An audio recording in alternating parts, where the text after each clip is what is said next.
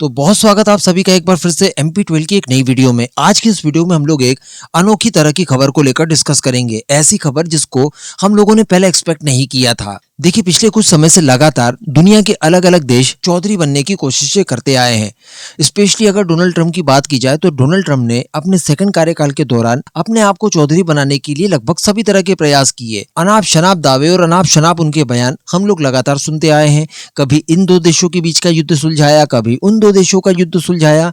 Even अगर बात की जाए स्पेशली भारत पाकिस्तान के कॉन्फ्लिक्ट यानी जिस दौरान ऑपरेशन सिंदूर हम लोगों ने कंडक्ट किया था, उस दौरान भी सीज फायर का सेहरा डोनाल्ड ट्रंप अपने सिर पर बांधना चाहते थे। उनका ये कहना था कि देखिए, दोनों देशों के बीच का जो युद्ध था ये भीषण मोड़ तक पहुंच गया था। कभी भी दोनों देशों के बीच में कोई परमाणु युद्ध शुरू हो सकता था, काफी लोगों की जानें जा सकती थी। ऐसी परिस्थिति में मैंने बीच में आकर न केवल इस युद्ध को रुकवाया बल्कि मिलियंस ऑफ लोगों की जान भी बचाई और इस आधार पर उन्हें नोबेल पीस प्राइज तक मिलना चाहिए। हम सभी लोग इस बात के साक्षी हैं कि उन्होंने नोबेल पीस प्राइज के लिए कितना प्रयास किया। लेकिन हम सभी लोग ये भी जानते हैं कि भारत का ये आंतरिक मामला था और भारत ने स्पष्ट कर दिया। इवन हमारे प्राइम मिनिस्टर ने स्वयं पार्लियामेंट के अंदर खड़े होकर स्पष्ट कहा कि इस वॉर को रुकवाने में तीसरे किसी भी देश की मध्यस्थता की कोई जरूरत नहीं थी और न हमने इसको स्वीकारा, बल्कि ये जो ऑपरेशन हमारा पॉश हुआ है ये खुद पाकिस्तान की रिक्वेस्ट के बाद हम लोगों ने पॉश किया था। अब इसके बाद कई तरह की चीजें चलती रही, कभी ट्रंप फिर से दावे करते रहे, कभी भारत डिनाई करते रहा। लेकिन अब अचानक से उम्मीदों के बिल्कुल विपरीत जाकर चाइना के विदेश मंत्री वांग यी ने सेम ट्रंप की तरह दावा कर दिया है। जी हाँ, उनके द्वारा ये कहा गया कि चाइना ने पाकिस्तान और भारत के बीच में मध्यस्थता करके उस कॉन्फ्लिक्ट को रुकवाया था।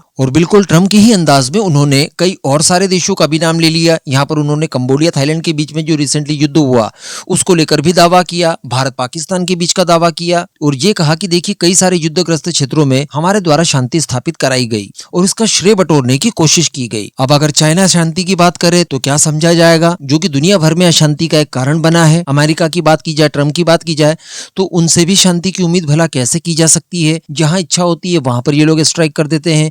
अपने डिफेंस मिनिस्ट्री का नाम बदलकर मिनिस्ट्री ऑफ वॉर कर दिया। फिर भी ये लोग लगातार इस तरह के अनाप शनाप दावे किए जा रहे हैं। हालांकि भारत ने तत्काल इसके ऊपर प्रतिक्रिया देते हुए अमेरिका के बाद चाइना के भी इस दावे को खारिज कर दिया और ये कहा कि देखिए, ये जो हमारा ऑपरेशन पॉश हुआ है इसमें किसी भी तीसरे देश की कोई मध्यस्थता नहीं रही। और जैसा कि मैंने आपको बताया कि पाकिस्तान ने स्वयं ही इस बात का आग्रह किया था युद्ध रोक देने का, तब जाकर भारत द्वारा अपने ऑपरेशन को पॉश किया गया। तो अल्टीमेटली यहाँ पर भारत से ज्यादा ये अमेरिका के लिए भी एक चिंता का विषय है, क्योंकि यहाँ पर देखिए, उन्होंने भारत को सीढ़ी जरूर बनाया है लेकिन इस बात को यहाँ से समझा जा सकता है कि अमेरिका की अब कॉपी करना शुरू कर चुका है चाइना। हम सभी जानते हैं कि चाइना का एम्बिशन यही है कि अमेरिका के बाद सर्वशक्तिमान वही रहे और एक तरह से दुनिया को लीड करे, जिसके लिए अब वो धीरे धीरे अमेरिका के सभी स्टेप्स की कॉपी करना शुरू कर चुका है। हमारे लिए यहाँ पर एक बात अच्छी भी है और एक बात बुरी भी है। पहले बुरी की ही चर्चा कर ली जाए तो वो ये है कि शायद अभी हमारा प्रभाव या हमारा डर दूसरे देशों के मन में उस तरह का भी व्याप्त नहीं हुआ है कि जिसके व्याप्त हो जाने के बाद कोई भी अड़ा सड़ा देश हमारा नाम लेने से पहले 100 बार सोचे। कहने का मतलब, कोई भी देश उठकर